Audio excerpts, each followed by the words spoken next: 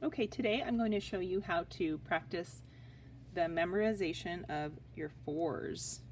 Let's add that, apostrophe S. Okay, so let's start with 4 taken one time, and that equals 4. And we can show that by placing the 4's bead vertically. And let's record it. 4 taken one time, or 4 times 1 equals 4. Okay, let's put these back. What would be next? 4 taken 2 times, or 4 times 2. What do we have? Yep, 8. And we're going to take our 8's bead and place it underneath vertically to show the product.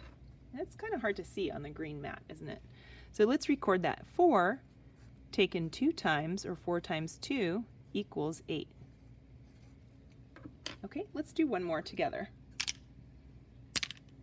What would be next? 4 taken 3 times.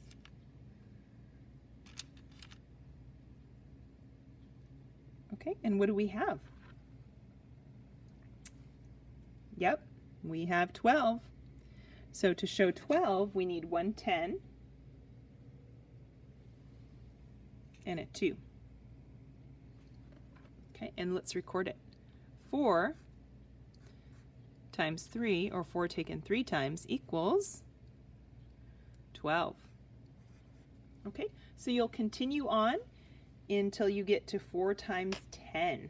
Okay, and that is how you work on the memorization of the 4's facts.